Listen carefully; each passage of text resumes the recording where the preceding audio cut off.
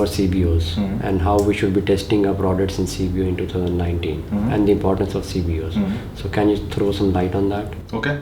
So CBOs, I've been testing a lot with CBOs in the past like 4 or 5 months. I think we have spent about $100,000 or so with just using CBOs. So I can actually tell you a lot about what your testing strategy should be. I know there's a lot of scaling strategies out there on YouTube on how to scale with CBOs, but not a lot has been said about how you can test products using CBOs. So that is what I'm most interested in telling you about. So how large should our interest be on the CBOs?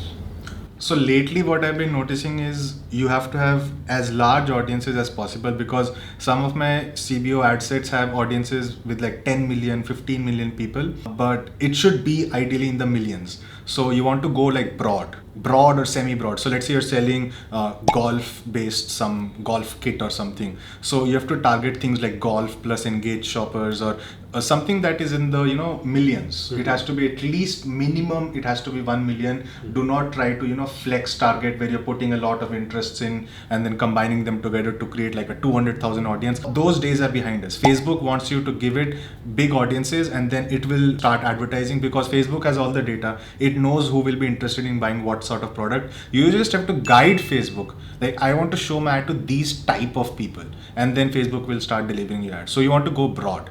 That brings me to a very important question. How should we test our products in 2019?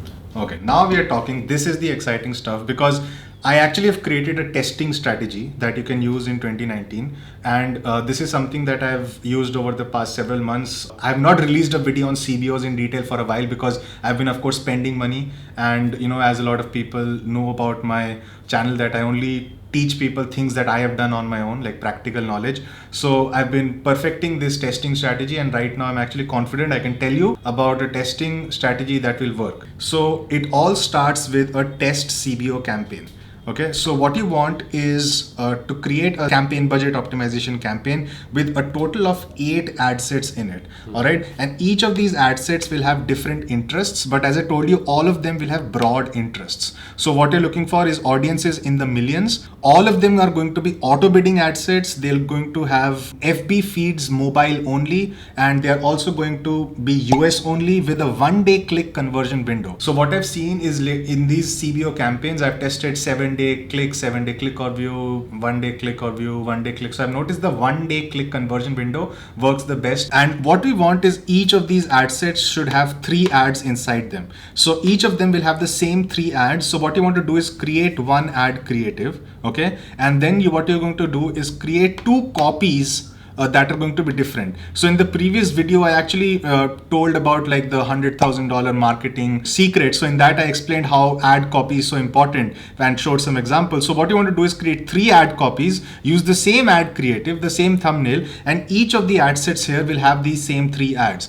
So you're pitching these ads against each other so that you get to know over time like which is the best performing ad and ad copy for you. So Rito, what about the budgets of these ads? Okay, so what you want to do is take a $15 budget for this test CBO campaign. Now, this is of course for low ticket items. Now, what happens is when you have mid ticket items or high ticket items, you want to change it. So I actually have an updated for sale chart here. I'll actually put a link in the description of this video also for this.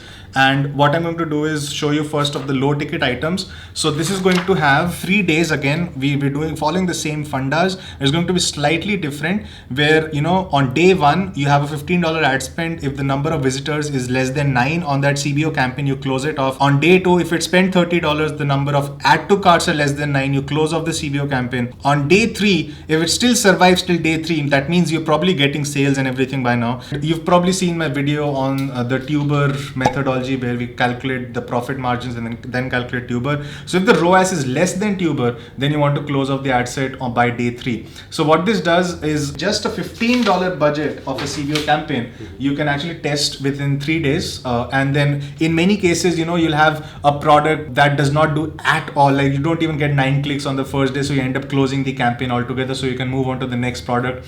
So what this does is it's a low budget method of testing out products, starting with just $15. If it's a mid-ticket item, the starting budget will be $30 for the CBO campaign. If it's a high ticket, the starting budget will be $60. So this is the only change that happens. But it is, of course, course slightly more different, and it requires a different mindset to think about these CBO campaigns. And I hope I'm able to explain to you how this whole thing plays out. So Ritu, what if we find a winning CBO campaign? What's the next step? All right, so first you followed the first sale chart, you've closed down the campaigns that are not working for you. You of course are trying out one CBO campaign for one product. And let's say you've tried out 5 CBO campaigns, 5 different products, and you found out one particular CBO campaign that is profitable for you even after 3 days. So then starts the second phase of the testing, where you're actually validating whether this product is actually a winner for you or not. So for every profitable day that you have on this particular CBO campaign, you want to keep increasing the budget by 20%. So if you have, let's say yesterday was a profitable day, you increase the budget by 20% on this CBO campaign.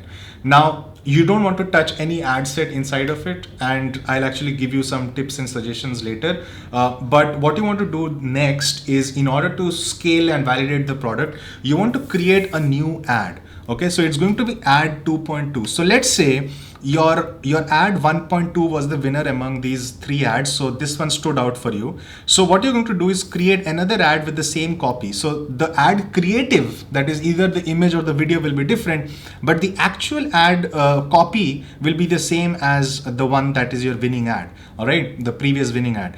Then what you want to do is create a CBO campaign number 2. All right, so this CBO campaign, what you'll do is, let's say you found 4 ad sets inside the test CBO campaign that were profitable for you. So let's say they were these 4 ad sets were the ones that were profitable for you. All right, so 4, 5, 7, and 8 were the ones that were profitable for you. So you create a new CBO campaign number 2 with these 4 ad sets. And this time the budget of this is going to be 300. Now the reason we're going 300 is because the CBO campaign generally work better at higher budgets, and because you've already validated that this is, like, at least it's getting you sales profitably for 3 days. So it is something that is probably scalable. So it's a risk, but not that big a risk, because you're scaling with just 300 per day. And what you're doing is 4, 5, 7, and 8. These are winning ad sets. And what you'll do is you'll remove ad 1.1, 1.3. You'll only have ad 2.2 and 1.2 inside each of these ad sets. You took the best ads, you created a new version of the ad, you took your best ad sets and created a new entire CBO campaign with something that has already been proven to work for you.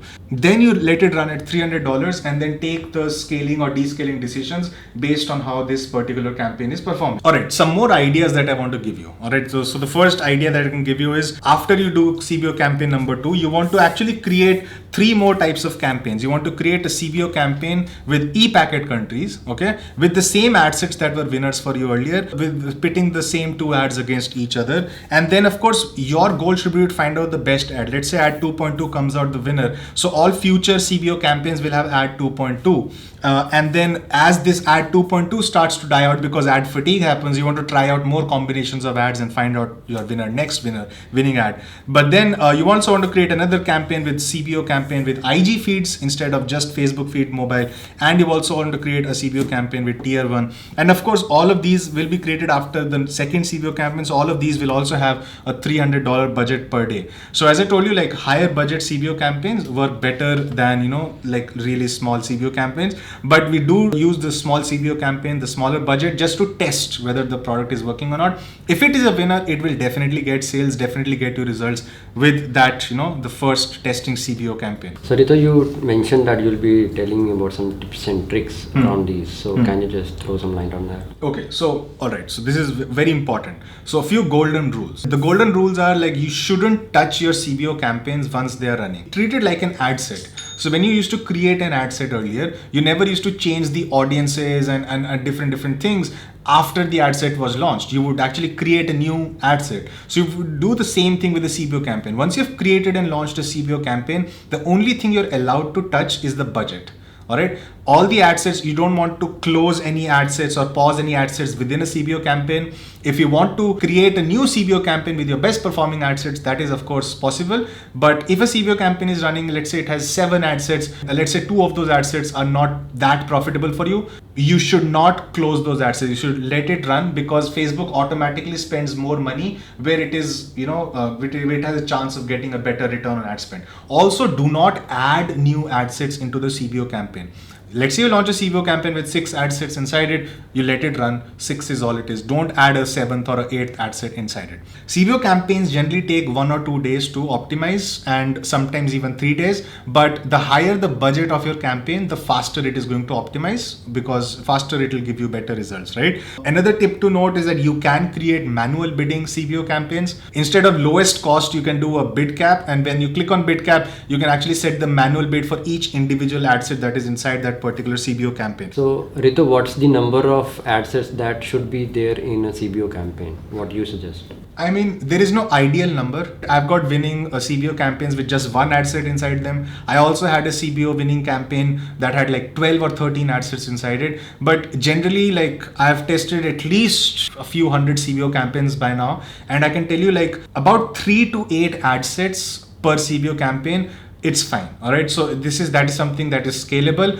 Even if you have, let's say, 7 or 8 ad sets inside a CBO campaign, that is scalable. Even if you have 3, you can still take it to budgets of $300, $500, or even $1,000 per day. I've actually been able to scale some of my CBO campaigns up to, I think, 2,000 per day was the max I could take out one campaign. But again, for a long time, because I'm always about like long-term business. So whatever I'm telling you are the best practices for making sure your CBO campaigns remain effective for the long term. So I hope you got to learn a thing or two about CBO campaigns and how to run testing campaigns using CBOs, because that is what's going to be important going forward in 2019. Make sure you hit that like button below, and if you're not subscribed, then hit that subscribe button also once this video is published. Okay, tata, bye bye.